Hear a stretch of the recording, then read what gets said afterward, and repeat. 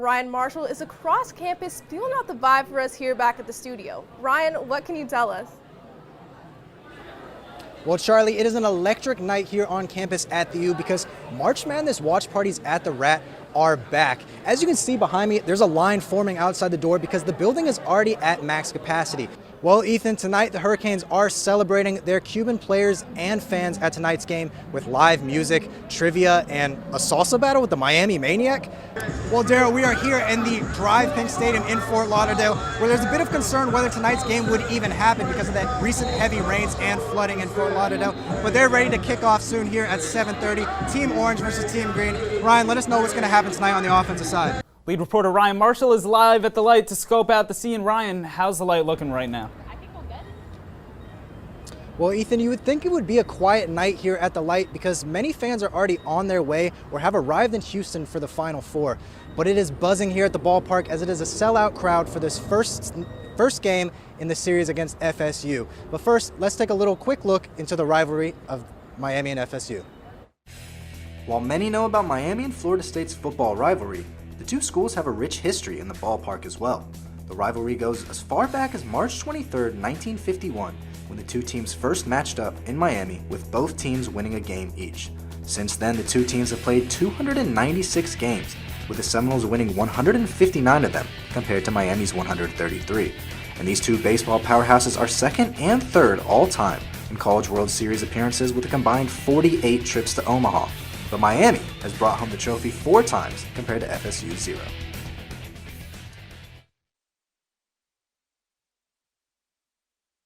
Margins as high as 18 runs and many games decided in the 9th inning. But recently, Miami has struggled with FSU and they've lost 7 of their last 8 matchups. And they'll look to turn that around here tonight. Reporting live for UMTV, I'm Ryan Marshall.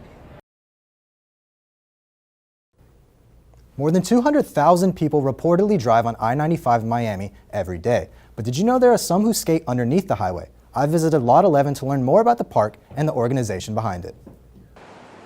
Underneath I-95 in Brickell is a skater's paradise. Lot 11 is a skate park that covers more than 38,000 square feet. In 2019, it was built by the Skate Free organization, and its co-founders Danny Fuenzalida and Nick Katz had one goal. I think the greatest way to empower people in any sport is to give them a place to practice, and so I think placemaking became the real kind of mission and goal of Lot 11.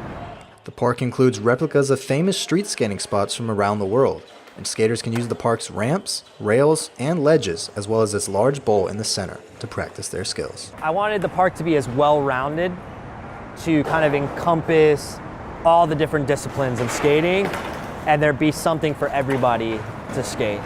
But Lot 11 is not only a park where skaters can practice tricks, it's a place where skaters can be a part of a community and enjoy the culture of skateboarding. So once you build a skate park, they all come together and you're skating shoulder to shoulder with someone that you might never have met, and then you can become homies with them. Every time I come here, I meet someone new. I even tell people that don't even skate to just come here and hang out. It's just it's a cool place to be at. The Skate Free organization is committed to hosting free events for the skating community. This month, the organization held the Red Bull Drop-In Tour, which brought professional skaters from around the world to Miami. The event featured a Cash for Tricks contest where amateur skaters could compete alongside their idols. And as the skating community in Miami continues to grow, it's clear that Skate Free will be leading the charge. I think by building a skate park that was more advanced than any kind of park that had been built in South Florida up to this point, I've seen the talent level rise, and more talented skaters come out of Miami that are going to be able to go on to maybe compete at the Olympics or the X Games or the SLS. Skate Free is committed to its goal of making Miami skateboarding more accessible. The organization is working with the Department of Transportation on the Underline project as they plan to build more skate parks underneath the Metro Rail. For UMTV, I'm Ryan Marshall. In Biscayne Bay, a team of breast cancer survivors gather weekly to tame the dragon and participate in the unique sport of dragon boat racing. Dragon boating is a mind-body thing. I often feel like it's an active meditation. But why exactly did the women choose dragon boat racing? While the sport dates back to ancient China over 2,000 years ago, dragon boat racing was adopted by breast cancer survivors in Vancouver in 1996. Dr. Don McKenzie at the University of British Columbia discovered that rigorous upper body exercise in breast cancer survivors could limit the chances of developing lymphedema, a severe side effect of cancer treatment.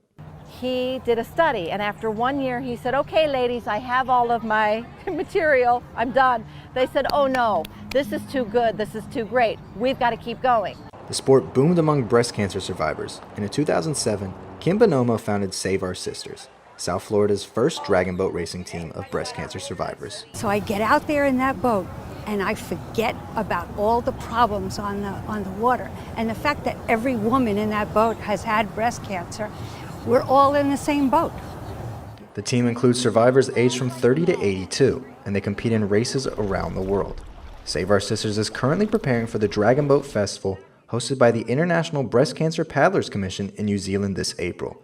But don't underestimate them. They can compete with anyone. I've even had people at the rowing club, at Miami Rowing Club, and they'll say, what's up with the grandmothers? And we'll go out and we'll kick their ass.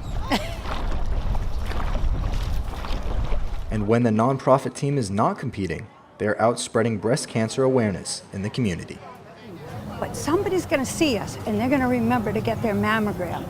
Maybe somebody's going to see us who was just recently diagnosed and they're going to say, you know what, I'm going to get through it. Look at those strong ladies.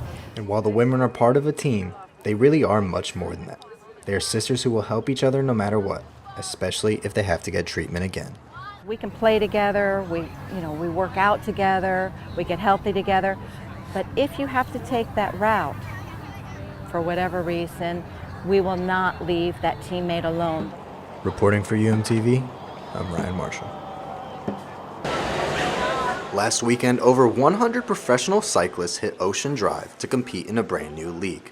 The National Cycling League, also known as the NCL, hosted their first ever race, the Miami Beach Invitational. The NCL is the first professional cycling league in the world that focuses on the fan experience.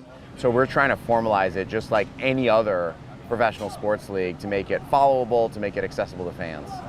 On race day, fans got the chance to ride on the same course as the pros, watch a BMX bike showcase, and enjoy a fan zone that had food and drinks, but most importantly, a prime view of the finish line. So the idea is when we come into town, not just have a bike race, but really activate the community around health and wellness and cycling.